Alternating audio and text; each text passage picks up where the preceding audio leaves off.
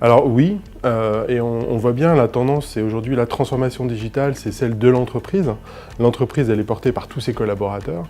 Et tous ces collaborateurs, c'est aussi une population sur les lieux de travail en mobilité. Ça pourrait être dans un magasin, ça pourrait être dans un hôtel, ça pourrait être sur un lieu de production. Ils ne sont pas tous dans des bureaux et la tendance fait même que même les personnes qui sont habituellement derrière un bureau sont de plus en plus mobiles.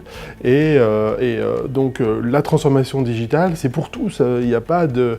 Le processus de communication, le processus RH, le processus d'échange et de collaboration, il passe par absolument tout le monde. On ne peut pas laisser une seule personne de l'entreprise non digitale quand on pense à son processus de digitalisation. C'est évident.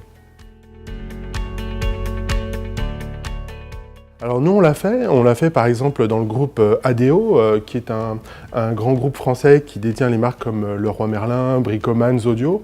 Et il se posait la question de construire un dialogue et des synergies entre les différents métiers qu'ils ont et les différentes marques aussi qu'ils ont, qui parfois sont concurrentes entre elles. Et il se trouve que 10% de la population a ne serait-ce qu'un email ou une identité digitale, alors qu'ils ont tous évidemment un numéro d'employé et une fiche de paye.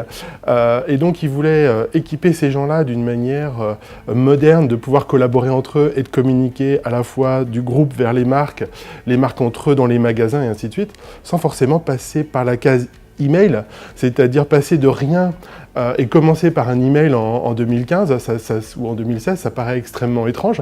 Donc ils sont passés d'une situation où ils communiquent beaucoup par la voie orale, par le papier, avec une digitalisation sous une forme d'une vraie application, à la fois de réseau social, d'intranet, tout ça accessible partout dans le monde et avec son téléphone mobile. Donc ils sont partis d'une situation de rien directement au stade de l'intranet collaboratif, sans forcément passer par toute une suite classique de logiciels type email.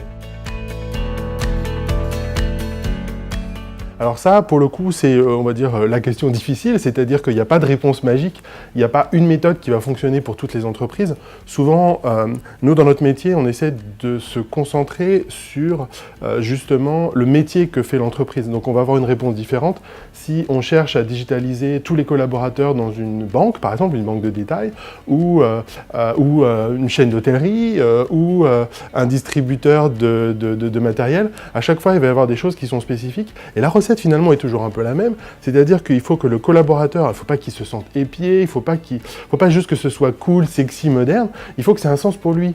C'est-à-dire qu'il faut pouvoir lui expliquer en des termes très simples pourquoi, comme si je l'expliquais à mon fils de 11 ans, pourquoi est-ce que c'est important d'utiliser ce processus.